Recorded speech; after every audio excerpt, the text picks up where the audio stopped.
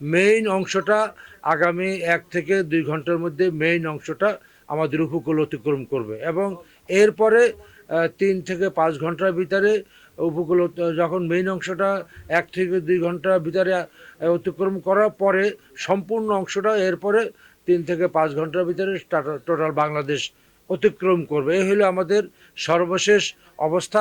আপনারা ইতিমধ্যে জানেন যে সমস্ত উপকূল এলাকায় বর্তমানে বাতাস বইছে এবং উপকূল এলাকা ব্যাপকভাবে প্লাবিত হয়েছে। সাতক্ষীরা থেকে ভোলা, চরফেশর, কুয়াকাটা আমাদের এলাকা ব্যাপকভাবে ক্ষতিগ্রস্ত হয়েছে। এলাকার ভেরিবাঁধগুলি অনেক জায়গায় ভেরিবাঁধগুলি ভেঙে পানি ঢুকেছে। এই মুহূর্তে মানুষ অনেক বিপদের মধ্যে আছে। লক্ষ লক্ষ লোক ইতিমধ্যে আপনার বিভিন্ন আশ্রয়কেন্দ্রে আশ্রয় নিছে। আমরা ইতিমধ্যে আশ্রয়কেন্দ্রের মানুষগুলিকে খাবারের জন্য যেগুলি ব্যবস্থা রেখেছি সেগুলো আমরা মনিটরিং করতেছি যাতে মানুষ সঠিকভাবে তাদের আশ্রয়কেন্দ্রের খাবারগুলি পায় এবং আগামী যখন 1 থেকে 2 ঘন্টার মধ্যে মূল অংশটা যখন অতিক্রম করবে ওই সময় আবার জোয়ার থাকার সম্ভাবনা আছে। সুতরাং এখন যে জলোচ্ছ্বাস যেটা হয়েছে এটা আরও কিছুটা ওই সময় বাড়ার সম্ভাবনা আছে এবং এখন তো 110 থেকে 120 থেকে 120 কিলোমিটার যে আমরা আবহাওয়া সেটা তো বর্তমানে চলতেছে এবং মূল অংশটা 1 থেকে 2 ঘন্টা যখন অতিক্রম করবে তখন ওই সময় যদি জোয়ার থাকে তাহলে জলশ্বাসটা আবার বাড়ার সম্ভাবনা আছে এবং বাতাসটাও আর একটু বাড়ার সম্ভাবনা আছে। সুতরাং আমরা এখনও আমরা আতঙ্কর ভিতরে আছি এবং সামনের দিকে যে আতঙ্ক আমাদের কাটে নাই, আতঙ্ক কিছুটা বাড়ারও সম্ভাবনা আছে।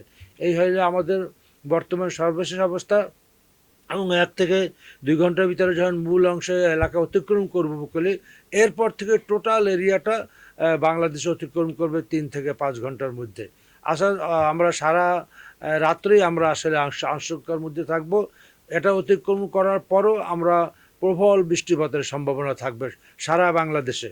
সুতরাং এই বাংলাদেশে সেটাও একটা দুর্যোগের মধ্যে পড়ে। সেখানে জলাবদ্ধতার সৃষ্টি হবে, পৌরসভা বিভিন্ন সিটি কর্পোরেশনগুলি জলাবদ্ধতা হবে, রাস্তাঘাট ট্রাফিক জ্যামের সৃষ্টি হবে, বিভিন্ন রকম অ্যাক্সিডেন্টের মতো বিভিন্ন কারণ ঘটতে পারে এবং বিশেষ করে এই পাহাড়গুলিতে যেসব আমাদের ল্যান্ডস্লাইডের হওয়ার সমূহ সম্ভাবনা আছে এবং এগুলিকে লক্ষ্য করে আমরা ফায়ার সার্ভিস, আমাদের সেনাবাহিনী, কোস্টগার্ড এগুলো আমরা সবাই কাজ করতেছি এবং যেহেতু বর্তমানে আমরা চলমান দুর্যোগের অবস্থা বর্তমানে মধ্যে আমরা বসবাস করতেছি এবং সাথে সাথে দুর্যোগ পরবর্তী যে আমরা যেগুলি ইতিমধ্যে আমরা সমস্ত দুর্যোগের মালামালগুলি যেগুলি আমাদের মানুষ ক্ষতিগ্রস্ত মানুষের জন্য প্রয়োজন হবে যেগুলি আমরা ইতিমধ্যে তাদেরকে পৌঁছে দিয়েছি এবং বাড়তি কী লাগে এই জন্য আমরা প্রতিনিয়ত আমাদের আপনাদের দুর্যোগ মন্ত্রণালয় সচিবালয় আমাদের সচিবের নেতৃত্বে কাজ করতেছে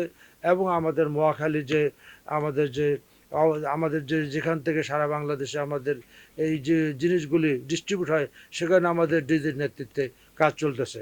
আমি আপনাদের সাথে কথা বলার পরেই আমি মহাখালী যাব এবং আমাদের এই বন্যার পরবর্তী আমাদের কী কী কার্যক্রম নেওয়া যায় এবং সেজন্য আমরা রাতের মধ্যে পরিকল্পনা করে পরবর্তী ধাপে আমাদের যেগুলি আমরা আগে থেকে পরিকল্পনা করে রেখেছি তারপরেও কোথাও কোনো যদি আমাদের যোগাযোগের কারণে কোথাও কোনো সমস্যা থাকে সেগুলো আমরা ওভারকাম করার চেষ্টা করতেছি। আপনারা জানেন যে আমরা ভোরবেলা 11টার সময় ইন্টার মিনিস্ট্রিয়াল মিটিং করেছি।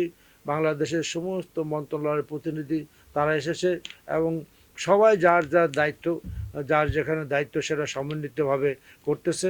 ইতিমধ্যে আমি সেই মিটিংয়ের পরে আমরা রেড ক্রসের কাছে বসছি। রেড ক্রসের একটা বড় অবকাঠামো এবং তাদের মানব সম্পদ স্বেচ্ছাসেবীরা এর সাথে জড়িত। ইতিমধ্যে আমি স্বেচ্ছাসেবীর সাথে কথা বলছি, তারা তাদের সমস্ত সক্ষমতা নিয়ে তারা কাজ করতেছে এবং তারাও মানুষের কাছে বিভিন্ন ধরনের সাহায্য, শুকনো খাবার, কাপড় চোপড় রেড ক্রসের যে মজুত আছে তারা ইতিমধ্যে সেটা প্রত্যন্ত অঞ্চলে সন্ধ্যার পরে রওনা দিয়েছে এবং সেভাবে তারা কাজ করতেছে। এরপর আমরা সিপিবির সাথে সন্ধ্যার পরে আমরা সিপিবির সাথে কথা বলছি। আমাদের যে প্রায় 80,000 যে স্বেচ্ছাসেবক যারা মাঠে আছে তারা মাঠে কাজ করতেছে।